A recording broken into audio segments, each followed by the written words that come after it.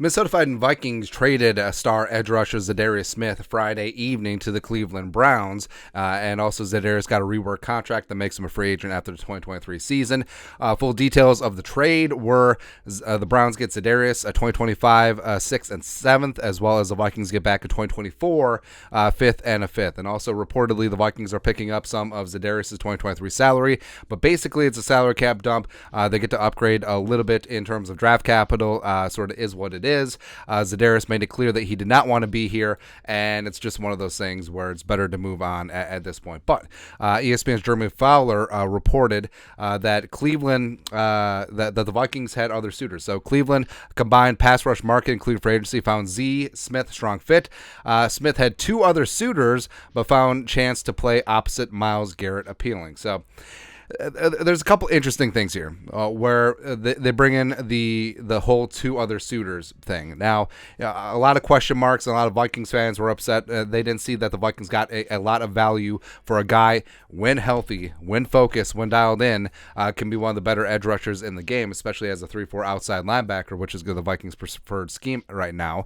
But did Kwesi give his former boss and mentor, Andrew Berry, a sweetheart deal because of his ties to the Browns? Probably not, but there are some questions here. Number one, Zadarius had input on the team. Now, what's interesting is that Zadarius did change agents very recently, and of course, agents are always going to be buzzing around, talking to teams, and sometimes facilitating some of these deals.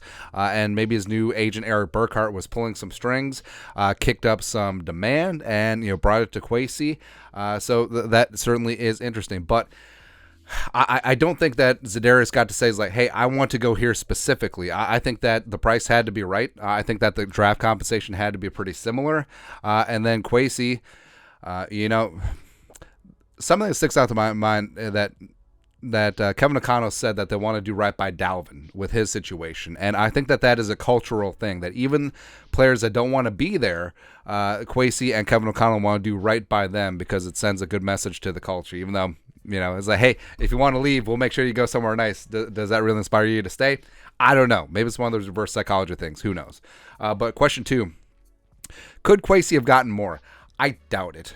Because I know that a lot of people say, like, well, with two other suitors, why not just have them bid against each other?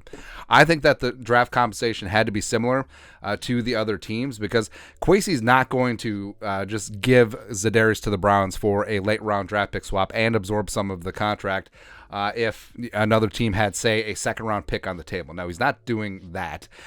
So I think that Kwesi did take the best deal possible out there. I think they would be asinine if he didn't.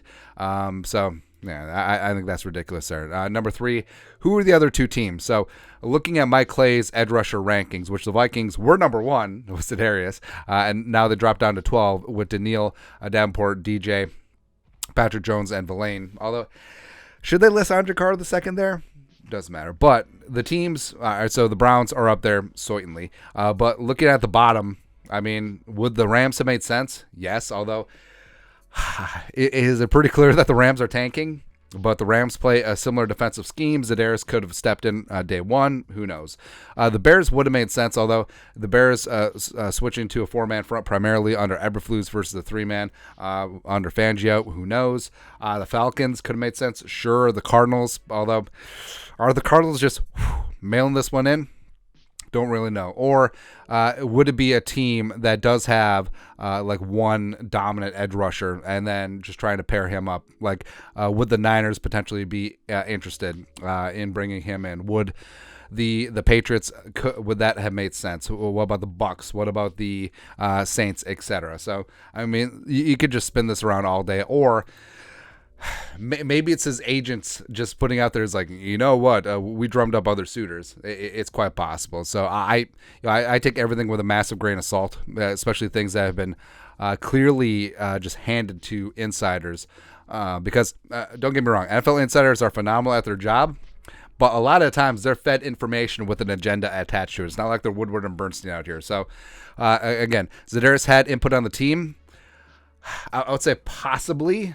If the offers were obviously close, could Kwesi have gotten more? No. Like if a team would come in and say, hey, we'll offer you a day 2 selection versus your late round draft pick swap, as well as paying some of his salary, Kwesi's not going to say no to that. That would be stupid. That'd be idiotic.